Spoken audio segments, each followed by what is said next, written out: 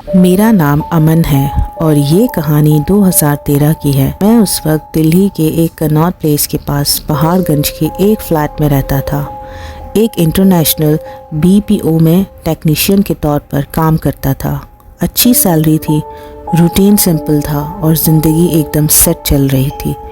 लेकिन मेरी एक कंडीशन थी जो मैंने कभी तोड़ी नहीं।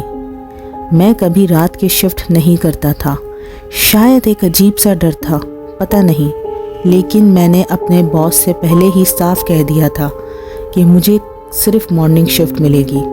1 साल तक सब कुछ बिल्कुल नॉर्मल रहा, लेकिन एक रात ऐसी आई जिसने मेरी ज़िंदगी हमेशा के लिए बदल के रख दी। उस दिन शाम के करीब 8 बजे का वक्त था। मैं अपने फ्लैट में था और एक मूवी देख रहा था। तभी मेरे बॉस का फ़ोन आया। उन्होंने कहा, अमन, आज एक इमरजेंसी है। जो टेक्नीशियन रात की शिफ्ट करने वाला था उसने मना कर दिया। तुम्हें आज रात काम करना पड़ेगा। मैं एकदम घबरा गया। मैंने उन्हें याद दिलाया कि मैं रात की शिफ्ट कभी नहीं करता, लेकिन बॉस ने कहा तुम्हें जाना पड़ेगा, इमरजेंसी है। मैं मना करने का सोच रहा था, लेकिन फिर मुझे लगा कि शायद ये गलत होगा। एक रात की बात है। मैं मान गया। रात के 9:30 बजे मैं कनॉट प्लेस के लिए निकल गया। हर तरफ एक अजीब सी ठंडक थी। जब मैं अपने ऑफिस के पास पहुंचा तो मुझे पहली बार लगा कि ये जगह कुछ अलग लग रही है। सड़कें खाली थी और स्ट्रीट लाइट्स भी अजीब सी डिम लग रही थी। काम करते करते रात के 3 बज गए। बॉस ने कहा, अब तुम घर जा सकते हो।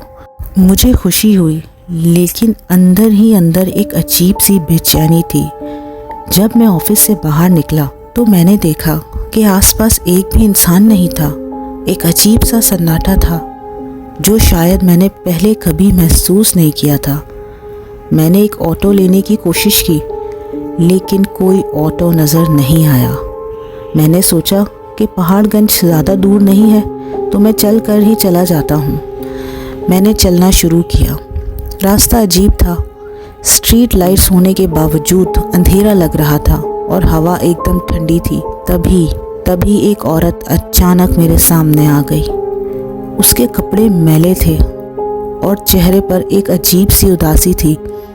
उसने रोती हुई आवाज़ में कहा, मुझे मदद चाहिए, मेरा बेटा मर रहा है, क्या तुम मेरी मदद करोगे? मैं एक पल के लिए फ्रीज हो गया। मैंने इधर उधर देखा, लेकिन आसपास कोई नहीं था। मैंने उससे पूछा, आप यहाँ इस वक्त क्या कर रही हैं? आपका बेटा कहाँ है? उसने कहा, मेरा बेटा एक एक्सीडेंट में ज़ख्मी हो गया है। वो हॉस्पिटल में पड़ा है, लेकिन उसका कोई इलाज नहीं कर रहा। मेरे पास पैसे नहीं हैं। मुझे नहीं पता उस वक्त क्या हुआ, लेकिन उसकी आवाज़ सुनकर मुझे अपनी माँ याद आ गई। मैंने सोचा अगर मेरी माँ होती तो वो भी किसी से मदद मांग रही होती। मैंने कहा, चलिए मैं आपकी मदद करता हूँ। वो मुझे एक पुराने सरकारी हॉस्पिटल ले गई। हॉस्पिटल एकदम खाली था, सिर्फ 1-2 नर्स थी और हर तरफ खामोशी थी। मुझे वहाँ एक अजीब सी बू महसूस हो रही थी। उसने मुझे एक स्ट्रेचर दिखाया जिस पे उसका बेटा पड़ा था। उसके कपड़ों में खून था और उसका चेहरा सफ़ेद हो रहा था। मैं एक नर्स के पास गया और पूछा, इसका इलाज क्यों नहीं हो रहा? नर्स ने कहा, इसकी माँ पैसे लेने गई थी, लेकिन अब तक वापस नहीं आई। मैंने कहा, मैं पैसे देता हूँ, जल्दी इसका इलाज शुरू करो। नर्स ने इलाज शुरू किया। वो औरत अपने बेटे के पास बैठी थी और रो रही थी।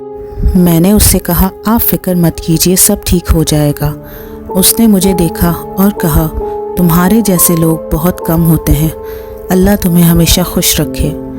सुबह के करीब 4 बजे मैं हॉस्पिटल से निकला।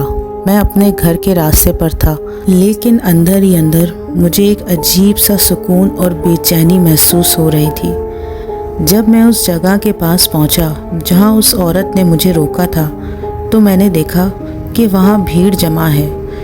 मैं वहां गया और पूछा, क्या हुआ? एक आदमी ने कहा, एक औरत की लाश मिली है। लगता है ये शाम के करीब 8 बजे एक ट्रक के नीचे आ गई थी। मैं एकदम शॉक हो गया। मैंने लाश को देखा और मेरी सांसें रुक गईं। ये वही औरत थी जो मुझे मदद के लिए मिली थी। मैंने उस आदमी से पूछा, आप श्योर हैं कि ये 8 बजे की बात है? उसने कहा, हाँ, हम सब ने देखा था, ये औरत तभी मर चुकी थी। मुझे कुछ समझ नहीं आ रहा था। जो औरत मेरे साथ थी वो कौन थी? क्या वो अपने बेटे की जान बचाने के लिए वापस आई थी? उस रात के बाद मेरी ज़िंदगी कभी वैसी नहीं रही। मैं अक्सर उस बात को सोचता हूँ और हर बार मुझे ये समझ नहीं आता कि वो सब कैसे हुआ। ये कहानी जितनी अजीब है उतनी हकीकत भी। शायद दुनिया में ऐसे राज होते हैं जो हम समझ नहीं सकते।